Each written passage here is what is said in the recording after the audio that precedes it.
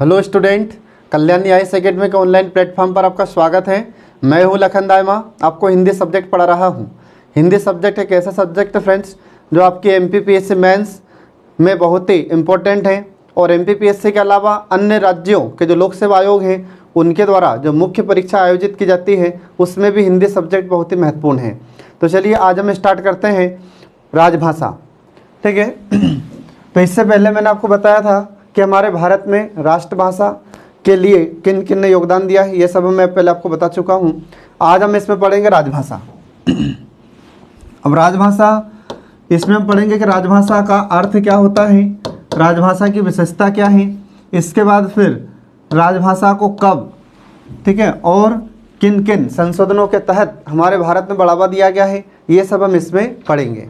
ठीक है, तो इसमें देखिए सबसे पहले राजभाषा का अर्थ। अब राजभाषा का अर्थ क्या होता है फ्रेंड्स, तो आपको याद रखना है कि सरकार द्वारा समस्त कार्य जिस भाषा में किया जाता है उसे हम राजभाषा कहते हैं। ये राजभाषा का अर्थ होता है। क्या होता है इसका अर्थ, फिर से सुन लीजिए कि सरकार द्वारा समस्त कार्य, इसका अर्थ आपको याद रखना है कि सरकार द्वारा समस्त कार्य जिस भाषा में किया जाता है, समस्त कार्य जिस भाषा में किया जाता है उसे हम राजभाषा कहते हैं। ठीक है, ये आपको इसमें ध्यान रखना है फ्रेंड्स। तो एग्जाम में अगर आपसे क्वेश्चन पूछा जाता है कि राजभाषा को परिभाषित कीजिए, तो आपको इसमें कुछ नहीं करना है, बस ये बताना है कि सरकार द्वारा समस्त कार्य जिस भाषा में किया जाता है उसे हम राजभाषा कहते हैं। ये इसको सरल भाषा में आप लोग याद रखना। ठीक है, इसको ही दरबारी भाषा भी कहा जाता था। तो दरबारी भाषा कब कहते थे फ्रेंड्स, तो जब हमारे भारत में राजा महाराजाओं का शासन था, तो राजा महाराजाओं के समय में भी किसी न किसी भाषा में तो लोग काम करते थे। ठीक है, तो राजा महाराजाओं के समय में भी जितने भी कामकाज होते थे जिस भाषा में, तो उसको वो लोग दरबारी भाषा कहते थे। किसको, इसे राजभाषा को दरबारी भाषा भी वो लोग कहते थे। ये इसे आप लोग याद रखना। ठीक है, अब इसके बाद में इसकी विशेषताएं कौन कौन सी हैं, तो आपको ध्यान रखना है राजभाषा की विशेषताएं। ठीक है, तो इसकी कुछ विशेषताएं हैं जो आपको याद रखना है। तो इसमें देखिए इसकी पहली विशेषता, तो इसकी पहली विशेषता कौन सी है, ये देखिए। तो सबसे पहली विशेषता होती है कि जो राजभाषा है यह कैसी होती है, संवैधानिक भाषा होती है। ठीक है, तो इसमें आपको ध्यान रखना है। मतलब क्या हुआ कि पहली बात तो ये कि जो राजभाषा शब्द होता है ये कैसा शब्द है, संवैधानिक शब्द है। दूसरा, जो राजभाषा होती है यह संवैधानिक होती है। इसका मतलब क्या है कि इसका संविधान में प्रावधान होता है, इसलिए इसे संवैधानिक मान्यता प्राप्त होती है। ध्यान रखना, आया समझ में। तो संवैधानिक मान्यता प्राप्त होती है इसे, ये आपको इसमें ध्यान रखना है। इसके बाद फिर संविधान में इसका प्रावधान होता है, ये आपको याद रखना है। संविधान में प्रावधान इसका होता है राजभाषा का। ध्यान रखना फ्रेंड्स, ये अपने भारत में नहीं, विश्व में कहीं पर भी किसी भी देश की कोई सी भी राजभाषा हो, वहाँ पर उस देश के संविधान में उस राजभाषा का प्रावधान, उस भाषा का प्रावधान अवश्य होता है। क्योंकि राजभाषा का मतलब ही होता है कि संवैधानिक प्रावधान या संवैधानिक भाषा। तो संविधान में इसका प्रावधान होता है, इससे संवैधानिक मान्यता प्राप्त होती है। इसके बाद फिर अगले विशेषता आपको ध्यान रखना है कि यह मानक रूप प्राप्त होता है या इससे मानक स्वरूप प्राप्त होता है, या यह परिनिष्ठित भाषा होती है। यह कैसी भाषा होती है, यह मानक भाषा या परिनिष्ठित भाषा होती है। ठीक है, तो मानक भाषा या परिनिष्ठित भाषा का मतलब क्या है, तो सरकार जिस भाषा में कार्य करे, जिसको मान्यता प्राप्त हो, आ रहा समझ में, तो उसे हम कहते हैं मानक भाषा। तो राजभाषा क्या होती है, मानक भाषा का स्वरूप इससे प्राप्त होता है। तो ये आपको इसमें ध्यान रखना है। ठीक है ना। इसके बाद फिर अगली विशेषता इसकी क्या है, तो इसकी अगली विशेषता आपको ध्यान रखना है कि जो राजभाषा होती है इसका क्षेत्र कैसा होता है, तो इसका क्षेत्र सीमित होता है। इसमें आपको ध्यान रखना है अगली विशेषता है फ्रेंड्स कि जो राजभाषा होती है इसका क्षेत्र कैसा होता है, सीमित होता है। अब ये कैसे, तो आप देखते हैं कि जैसे हमारे भारत में संविधान की अनुसूची 8 में कितनी राजभाषाएं हैं, तो उसमें 22 राजभाषाओं का प्रावधान है। ठीक है, तो जैसे हम देखते हैं कि अलग अलग राज्य की अलग अलग राजभाषा है। जैसे हमारा मध्य प्रदेश है, तो मध्य प्रदेश की राजभाषा क्या है, हिंदी है। महाराष्ट्र की राजभाषा क्या है, मराठी है। गुजरात की राजभाषा क्या है, गुजराती है। ऐसे ही अलग अलग राज्यों की अलग अलग राजभाषा है। ठीक है, तो इसका क्षेत्र क्या है, सीमित है। लेकिन जो राष्ट्रभाषा होती है तो राष्ट्रभाषा का व्यापक स्तर होता है, मतलब ये व्यापक होती है, इसका क्षेत्र विस्तृत होता है। जैसे हमारे भारत की राष्ट्रभाषा क्या है, हिंदी है, तो हिंदी पूरे भारत में बोली जाती है, मतलब सर्वाधिक यह बोली जाती है राष्ट्रभाषा, ध्यान रखना। तो राष्ट्रभाषा का क्षेत्र विस्तृत होता है और इसका क्षेत्र छोटा होता है, सीमित होता है, ये आपको इसमें ध्यान रखना है। इसके बाद फिर इसी में आपको ध्यान रखना है कि जो राजभाषा होती है तो राजभाषा कोई भी हो सकती है। तो इसमें आपको ध्यान रखना है कि जो राजभाषा होती है ये कोई भी भाषा हो सकती है। तो कोई भी भाषा राजभाषा हो सकती है, ये आपको इसमें ध्यान रखना है। अब कोई भी भाषा राजभाषा कैसे हो सकती है, तो जैसे हम देखते हैं कि महाराष्ट्र में मराठी है राजभाषा, तमिलनाडु में तमिल राजभाषा है, इसके बाद आंध्र प्रदेश में तेलुगु है राजभाषा, केरल में मलयालम है राजभाषा। तो राजभाषा कोई सी भी हो सकती है, लेकिन राष्ट्रभाषा कोई सी नहीं हो सकती। राष्ट्रभाषा वही होगी जो उस देश में सर्वाधिक लोगों के द्वारा उसे बोला जाता है। ठीक है ना, तो ये इसे आप लोग ध्यान रखना फ्रेंड्स। तो इस प्रकार से हम देखते हैं कि यहाँ पर ये राजभाषा की विशेषताएं समाप्त होती हैं। ठीक है, अब इसके बाद हम शुरू करते हैं कि हमारे भारत में हिंदी को संवैधानिक मान्यता प्रदान कैसे की गई। ठीक है, तो ये इसमें हम देख रहे हैं। तो देखिए अब यहाँ पर हिंदी की संवैधानिक स्थिति, तो हिंदी की संवैधानिक स्थिति क्या है वो यहाँ पर देखिए। अब आप हिंदी की संवैधानिक स्थिति, ठीक है, यह आपको ध्यान रखना है इसमें, हिंदी की संवैधानिक स्थिति।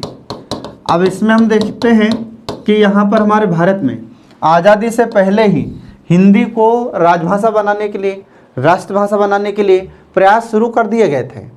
ठीक है, तो किन किन लोगों ने इसको विकास के लिए कहा था। ठीक है, तो इसमें कुछ लोगों के नाम आते हैं जो आपको ध्यान रखना है। तो इसमें देखिए हिंदी की संवैधानिक स्थिति को जानने से पहले कि आज़ादी से पहले हमारे भारत में कुछ लोगों ने हिंदी को राजभाषा बनाने के लिए भी प्रयास किए थे। तो देखिए इसमें पहला नाम आता है चक्रवर्ती राजगोपालाचारी का।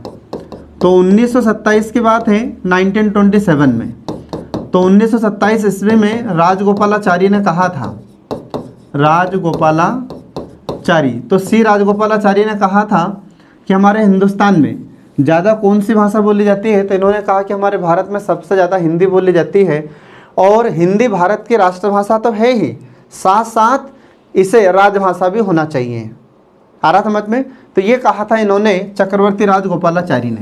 तो इनका स्टेटमेंट आपको याद रखना है, 1927 में 1927 में इन्होंने कहा था कि हमारे भारत में हिंदी राष्ट्रभाषा तो है ही, लेकिन साथ साथ हिंदी राजभाषा भी होनी चाहिए, ये इन्होंने कहा था चक्रवर्ती राजगोपालाचारी ने। ठीक है, ये आपको इसमें ध्यान रखना है। इसके बाद फिर 1928 में 1928 में, तो 1928 में 1928 ईस्वी में नेहरू रिपोर्ट आती है और नेहरू रिपोर्ट में कहा गया था, ध्यान रखना फ्रेंड इसमें। तो नेहरू रिपोर्ट कब आती है 1928 में, और इस रिपोर्ट में यह कहा गया था कि हिंदी राजभाषा होगी। मतलब इन्होंने ये कहा था कि उस समय हिंदी का प्रचार प्रसार अधिक था, हिंदी का क्षेत्र विस्तृत था। तो इन्होंने कहा कि हिंदी तो राष्ट्रभाषा थी, लेकिन आने वाले समय में हिंदी राजभाषा होनी चाहिए। तो इन्होंने भी हिंदी को राजभाषा बनाने की सिफारिश की थी। तो इस रिपोर्ट में भी हिंदी को राजभाषा बनाने की सिफारिश की गई थी। तो ये आज़ादी से पहले हमारे भारत में प्रयास शुरू हो गए थे। ठीक है, ये आपको इसमें ध्यान रखना है। इसके बाद फिर आगे बढ़ते हैं। तो हमारे भारत में जब स्वतंत्रता प्राप्त हुई थी, तो स्वतंत्रता प्राप्ति के पश्चात हम देखते हैं कि हमारे भारत में हिंदी को राजभाषा बनाने की शुरुआत होती है। तो राजभाषा संबंधी हमारे भारत में सबसे पहले संविधान सभा में प्रस्ताव किसने पेश किया था, ये क्वेश्चन हमसे बार बार पूछा जाता है। ठीक है, तो हमारे भारत में गोपाल स्वामी अयंगर ये ऐसे व्यक्ति थे जिन्होंने संविधान सभा में हिंदी को राजभाषा बनाने संबंधी प्रस्ताव पेश किया था। ये एग्जाम में बार बार क्वेश्चन पूछा जाता है, तो आपको याद रखना होगा। क्या नाम था उनका, गोपाल स्वामी अयंगर। इनका नाम आपको याद रखना है, बार बार इनसे क्वेश्चन पूछा जाता है। तो इन्होंने क्या किया था फ्रेंड्स, तो इन्होंने हमारे भारत में हिंदी को राजभाषा बनाने संबंधी संविधान सभा में प्रस्ताव पेश किया था। ठीक है, तो इनको याद रखना। तो अगर आपसे क्वेश्चन पूछा जाता है कि हिंदी को राजभाषा, ठीक है, बनाने संबंधी प्रस्ताव संविधान सभा में किसने पेश किया था? तो ये गोपाल स्वामी अयंगर ने पेश किया था।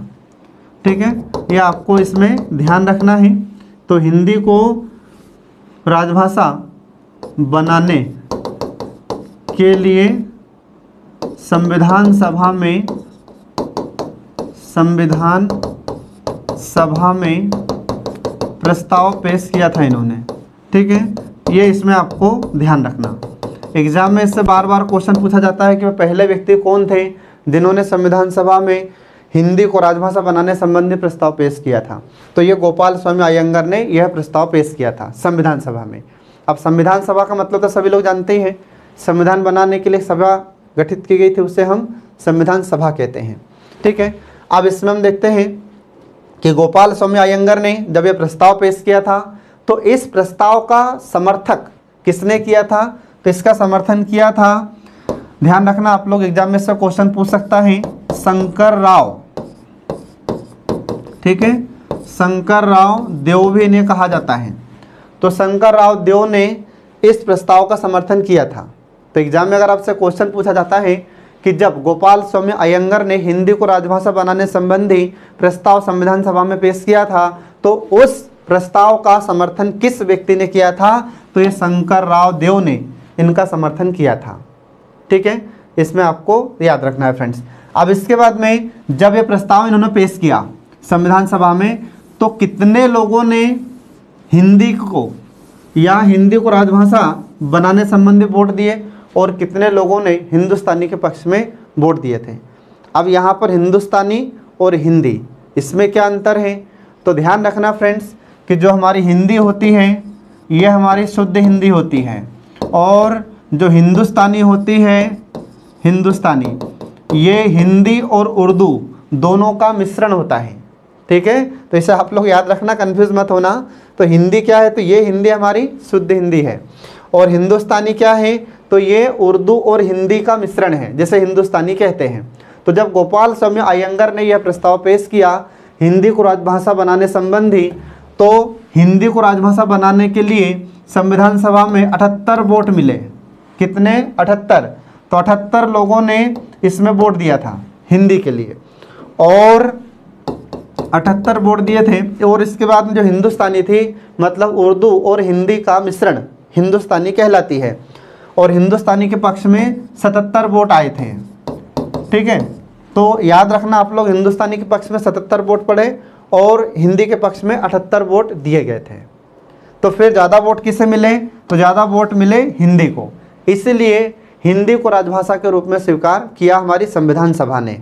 याद रखना, अगर एग्जाम में आपसे क्वेश्चन पूछा जाता है कि जब संविधान सभा में राजभाषा के लिए प्रस्ताव पेश किया था गोपाल स्वामी अयंगर ने, तो उस समय हिंदी को कितने वोट प्राप्त हुए थे? तो ये 78 वोट प्राप्त हुए थे। ठीक है, ये इसमें आपको ध्यान रखना है फ्रेंड्स।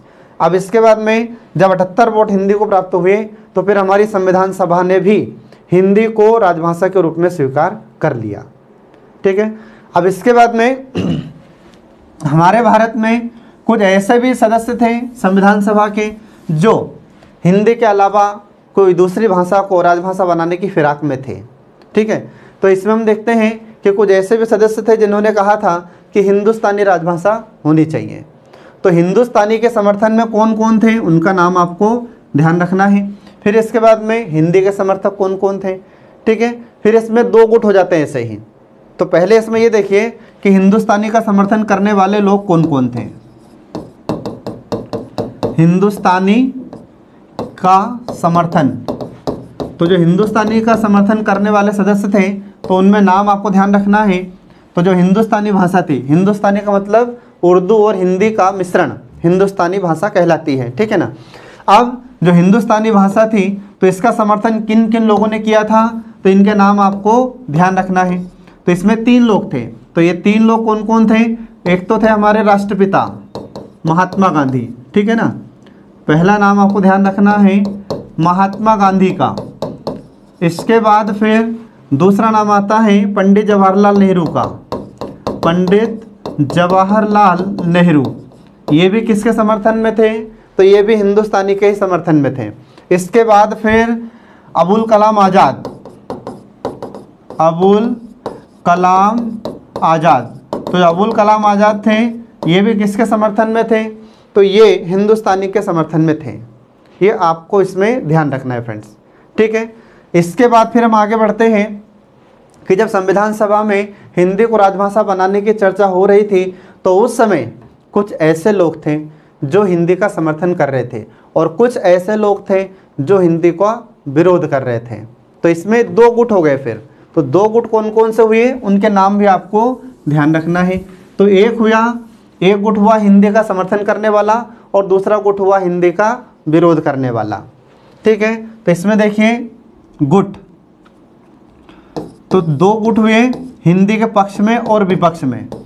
तो दो गुट कौन सा हुआ? तो एक हुआ हिंदी का समर्थन करने वाला, तो हिंदी के संबंध में गुट, यहाँ पर ऐसा आपको याद रखना है कि हिंदी के संबंध में गुट, ठीक है, ये आपको इसमें ध्यान रखना है। अब हिंदी के संबंध में दो गुट हुए, तो कौन कौन सा? तो एक हुआ हिंदी का समर्थन करने वाला गुट, एक हुआ हिंदी के समर्थन में और दूसरा गुट हुआ हिंदी के विरोध में,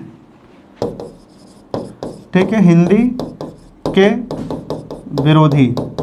तो एक हुआ हिंदी का समर्थन करने वाला गुट और दूसरा हुआ हिंदी का विरोधी। तो हिंदी के समर्थन करने वाला कौन कौन थे, ये नाम इनके देखिए। तो पहला नाम इसमें देखिए हिंदी का समर्थन करने वाला, तो गोपाल स्वामी अयंगर, इन्होंने तो हिंदी को राजभाषा बनाने के लिए प्रस्ताव पेश किया ही था। तो पहला नाम इसमें आ जाता है गोपाल स्वामी अयंगर का, ठीक है ना। तो इसमें पहला नाम आपको ध्यान रखना है गोपाल स्वामी अयंगर। दूसरा नाम आपको ध्यान रखना है शंकर राव, तो इन्होंने समर्थन किया था, शंकर राव देव। और इसके बाद में तीसरा है के एम मुंशी, के एम मुंशी, ठीक है ना। ये इनका नाम ध्यान रखना आप। के एम मुंशी का फुल फॉर्म क्या है? कन्हैया लाल मणिकलाल मुंशी, ये इनका पूरा नाम है। ये इसमें आपको ध्यान रखना है। अब हिंदी के विरोधी कौन कौन है? तो हिंदी के विरोधी में देखिए सबसे पहले पोट्टी श्री रामुल्लू, क्या नाम है? पोट्टी श्री रामुल्लू। तो ये पोट्टी श्री रामुल्लू ये वही व्यक्ति है जिसने भाषा के आधार पर आंध्र प्रदेश की मांग की थी, ठीक है। तो ये पोट्टी श्री रामुल्लू ये हिंदी का विरोधी था। इसके बाद फिर दूसरे व्यक्ति का नाम आपको ध्यान रखना है इरोड रामास्वामी, ठीक है, ये इनका नाम आपको ध्यान रखना है। तो इरोड रामास्वामी ये भी इसका विरोधी था, ये नहीं चाहते थे कि हिंदी राजभाषा बने, ठीक है। इसके अलावा और भी बहुत सारे लोग थे, पर ये इतने नाम आपको ध्यान रखना है। अब अगर एग्जाम में आपसे क्वेश्चन पूछता है तो आपको आंसर कैसे लिखना है और कैसे इससे क्वेश्चन पूछेगा।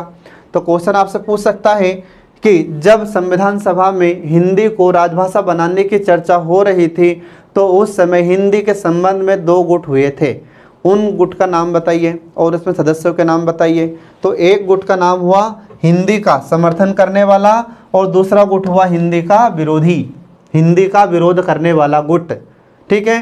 तो इसमें हिंदी का समर्थन करने वाले इन लोगों के नाम आपको लिख देना है और ये हिंदी का विरोध करने वाले लोग थे, ठीक है। तो ये दक्षिण भारत के थे, ये लोग नहीं चाहते थे कि हिंदी राजभाषा बने क्योंकि इनको हिंदी आती नहीं थी दक्षिण वालों को, ठीक है। ये ऐसी समस्याएं थी। तो इसमें आपको ध्यान रखना है ये दो गुट हुए, ठीक है, इसको याद रखना आप लोग।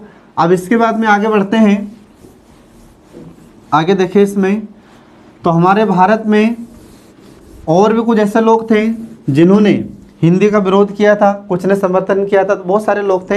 यहाँ पर कुछ जो इम्पोर्टेंट लोग थे उनके नाम हमने आपको बताए हैं। अब इसके बाद हम देखते हैं कि कन्हैया लाल मणिकलाल मुंशी और गोपाल स्वामी अयंगर इन्होंने एक फार्मूला दिया था, ठीक है। तो हिंदी के संबंध में इन्होंने एक फार्मूला दिया था, इसलिए इस फार्मूले का नाम हुआ अयंगर मुंशी फार्मूला, ठीक है। तो इन्होंने क्या दिया था तो वो देखिए मैं आपको बताता हूँ। हिंदी के संबंध में इन्होंने एक फार्मूला दिया था, किसने किसने, गोपाल स्वामी अयंगर ने और कन्हैया लाल मणिकलाल मुंशी, के.एम. मुंशी, ये दोनों ने मिलकर एक फार्मूला दिया था जिसको अयंगर और मुंशी फार्मूला कहते हैं। ठीक है, तो इसमें आपको ध्यान रखना है हिंदी के संबंध में, हिंदी के संबंध में अयंगर और या अयंगर मुंशी फार्मूला। ठीक है, अयंगर मुंशी फार्मूला, ये आपको इसमें ध्यान रखना है। अब ये क्या था, इन्होंने कौन सी बात बोली, तो इन्होंने 3 बातें बताई थी। कौन सी 3 बातें बताई हैं, तो ये इसमें देखिए फार्मूला में, तो सबसे पहला फार्मूला इन्होंने ये बताया, सबसे पहली पॉइंट या सबसे पहली बात इन्होंने ये बताया कि हिंदी राजभाषा होनी चाहिए। तो क्यों कहा इन्होंने ऐसा, तो इन्होंने कहा कि हिंदी भारत की राष्ट्रभाषा तो है ही, ठीक है, तो इस राजभाषा भी होना चाहिए। ये इन्होंने पहला पॉइंट बताया इसमें, या पहली बात बोली। तो इनका फार्मूला जो मुंशी अयंगर फार्मूला है, तो इसमें ये इन्होंने पहली बात बोली, क्या बोला कि हिंदी राष्ट्रभाषा तो है ही, ठीक है, हिंदी राष्ट्रभाषा तो है ही, राजभाषा भी होना चाहिए या राजभाषा भी होगी। ठीक है, ये इन्होंने कहा, ये इनका पहला पॉइंट था। इसके बाद फिर दूसरा पॉइंट क्या बताया इन्होंने, ये दूसरी बात क्या बोली, तो इन्होंने ये कहा कि जब हिंदी राजभाषा बनाई जाएगी, ठीक है, तो जब हमारे भारत की राजभाषा हिंदी होगी तो उस समय कुछ लोगों को हिंदी नहीं आएगी। तो इसके लिए हम क्या करेंगे कि आने वाले 15 वर्षों तक अंग्रेजी में काम होता रहेगा। ठीक है, ये इन्होंने बोला ऐसा, ये इसमें आपको ध्यान रखना है। तो तीसरा पॉइंट इन्होंने क्या बताया, तो दूसरा पॉइंट इन्होंने ये बताया कि 15 वर्षों तक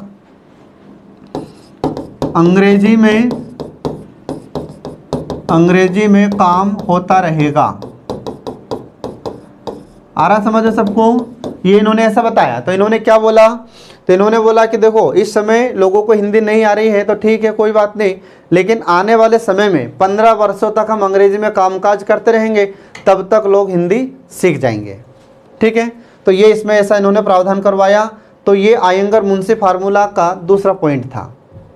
ठीक है, फिर इसके बाद में तीसरा पॉइंट इन्होंने क्या बताया, तो तीसरा इन्होंने ये बताया कि हिंदुस्तानी और हिंदी भाषा के बीच विवाद को सुलझा लिया जाएगा। आ रहा समझ में, तो ये इन्होंने ऐसा इसमें तीसरा पॉइंट बताया था। तो इसमें आपको याद रखना है, इन्होंने ये बोला कि हिंदुस्तानी और हिंदी के बीच जो विवाद है, हिंदुस्तानी और हिंदी के विवाद को समाप्त कर दिया जाएगा। ये इन्होंने ऐसा तीसरा पॉइंट बताया था। तो ये 3 बातें इन्होंने अपने फार्मूले में बताई थी। किसने, अयंगर ने और मुंशी ने। अयंगर का फुल फॉर्म गोपाल स्वामी अयंगर और मुंशी का फुल फॉर्म कन्हैया लाल मणिकलाल मुंशी। ठीक है, तो ये दोनों ने मिलकर ये फार्मूला दिया था। तो एग्जाम में आपसे क्वेश्चन पूछ सकता है कि हिंदी को राजभाषा बनाने संबंधी अयंगर और मुंशी फार्मूला क्या है, इस पर लिखिए। तो आपसे क्वेश्चन पूछेगा। जब ये क्वेश्चन पूछा जाएगा तो आपको जो अयंगर मुंशी फार्मूला संबंधित क्वेश्चन पूछ रहा है, तो ये 3 पॉइंट आपको उसमें बताना होगा। अगर ये 3 पॉइंट एज इट इज आप लिख देते हैं तो इसमें पूरे के पूरे 3 नंबर आपको मिलेंगे, एक भी नंबर आपका नहीं कटेगा। ठीक है, ये आपको इसमें ध्यान रखना है। तो इस प्रकार से यहाँ पर ये अयंगर मुंशी फार्मूला समाप्त हुआ। अब इसके बाद देखिए आगे हम देखते हैं कि हमारे भारत में चक्रवर्ती राजगोपालाचारी ने हिंदी के संबंध में क्या बोला था। ठीक है, तो इसमें आपको ध्यान रखना है कि जो चक्रवर्ती राजगोपालाचारी या सी राजगोपालाचारी, तो इन्होंने क्या कहा था हिंदी के संबंध में, तो इनके विचार भी आप लोग सुन लो जरा, गोपालाचारी के विचार। ठीक है, तो इन्होंने क्या कहा था हिंदी के संबंध में, तो इन्होंने ये कहा था कि मैं हिंदी का विरोध नहीं करता हूँ, लेकिन मैं उन हिंदी वालों का विरोध करता हूँ जो ये सोचकर हिंदी को बढ़ावा देना चाहते हैं या ज़बरदस्ती लोगों पर हिंदी को थोपना चाहते हैं, लादना चाहते हैं। मैं ऐसे लोगों का विरोध करता हूँ। ये इन्होंने चक्रवर्ती राजगोपालाचारी ने कहा था। और इन्होंने एक और स्टेटमेंट दिया था हिंदी के संबंध में कि हिंदी अहिंदी भाषी लोगों के लिए उतनी ही विदेशी भाषा है जैसे हिंदी बोलने वालों के लिए अंग्रेजी विदेशी भाषा होती है।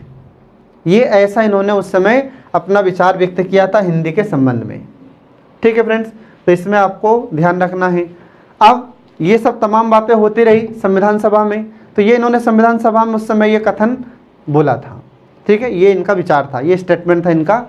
अब इस समय अपन देखते हैं कि संविधान सभा में हिंदी को बनाने संबंधी चर्चा हो रही थी। अब 11 सितंबर 1949 से लेकर 14 सितंबर 1949 तक इस पर बहुत चर्चा हुई हिंदी को राजभाषा बनाने संबंधी। अंतिम रूप से क्या हुआ, तो अंतिम में 14 सितंबर 1949 को हिंदी को राजभाषा का दर्जा दे दिया जाता है और उसी 14 सितंबर 1949 से हमारे भारत में प्रत्येक वर्ष हम हिंदी दिवस के रूप में मना रहे हैं। ठीक है, तो इसमें आप लोगों को याद रखना है। तो एग्जाम में आपसे क्वेश्चन पूछ सकता है कि हिंदी को राजभाषा के रूप में मान्यता कब प्रदान की गई थी फ्रेंड्स, तो आपको याद रखना है।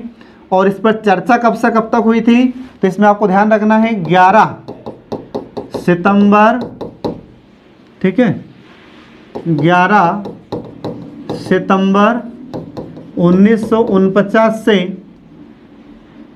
14 सितंबर 1949 तक हिंदी को राजभाषा बनाने के लिए चर्चा हुई थी।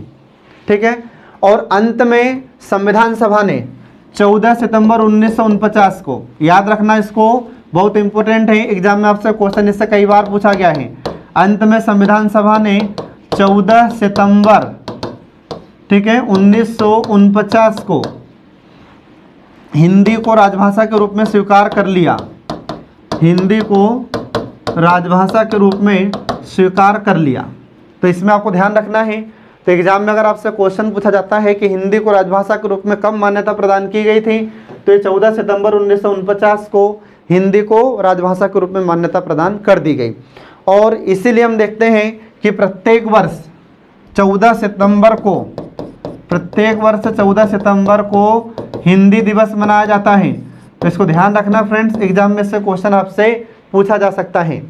तो 14 सितंबर को हिंदी दिवस मनाया जाता है। तो एग्जाम में अगर आपसे पूछे कि 14 सितंबर को हिंदी दिवस क्यों मनाया जाता है, तो उसमें आपको ये फैक्ट बताना पड़ेगा, ये लाइन आपको लिखनी पड़ेगी कि 14 सितंबर 1949 को हिंदी को राजभाषा के रूप में मान्यता प्रदान की गई थी, इसलिए हम 14 सितंबर को हिंदी दिवस मनाते हैं। ठीक है, ये आपको याद रखना है। ठीक है फ्रेंड, तो मिलते हैं नेक्स्ट वीडियो में। Thanks for watching.